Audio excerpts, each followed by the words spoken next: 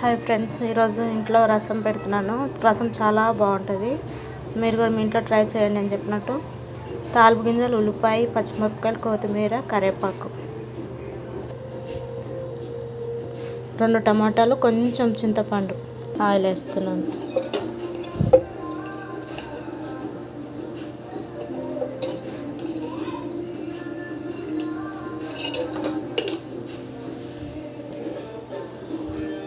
Oil వేడెక్కాక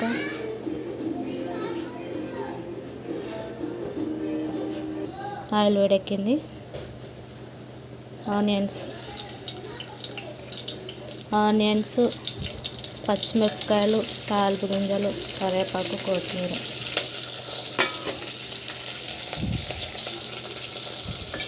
అని ఇలా కలుపుకోవాలి.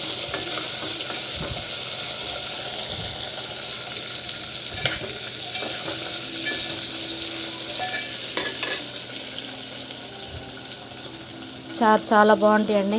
మా ఇంట్లో పిల్లలు బాగా ఇష్టంగా తింటారు. మా హస్బెండ్, మా పిల్లలు, మా ఫ్రెండ్స్, మా వాళ్ళు కూడా చాలామంది అడిగారు రసం ఎలా పెడతారు అనేసి. వీడియో చేస్తున్నాను, చూడండి. అందరు బాగుంటుంది, మీరు కూడా ట్రై చేయండి.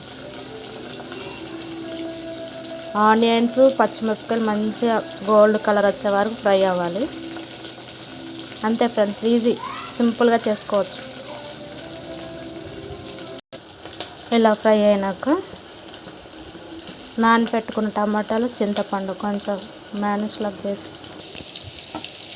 నానబెట్టుకున్న చింతపండు, టమాటాలు ఇట్లా వేసేసేయాలండి. మా ఇంట్లో బాగా తింటారు, కొంచెం ఎక్కువ పెడుతున్నాను నేను. మా ఇంట్లో మా పిల్లలు కానీ మా హస్బెండ్ కానీ ఉట్టి రసమే తాగుతారండి.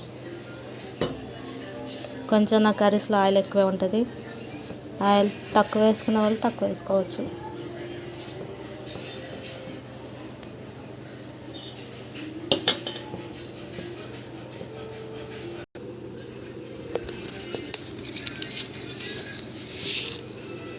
సాల్ట్ అండి, తగినంత సాల్ట్.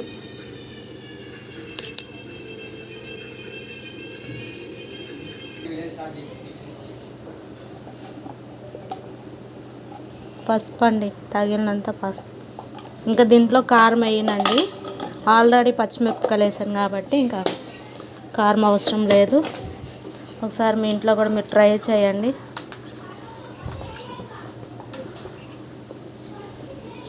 చాలా బాగుంటాయి. మీరు కూడా టేస్ట్ చేసి కామెంట్స్ రూపంలో చెప్పండి.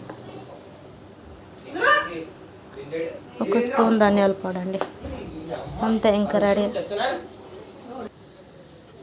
ఇట్లా మరగాలి ఫ్రెండ్స్, కొంచెం బాగా మరగాలి. మరిగాక స్టవ్ ఆపేయడం.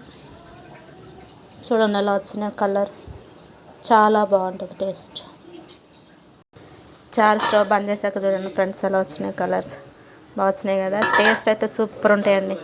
మీరైతే టేస్ట్ చేసి చెప్పండి. అయిపోయిందండి. నచ్చితే లైక్ చేయండి, షేర్ చేయండి, కామెంట్ చేయండి.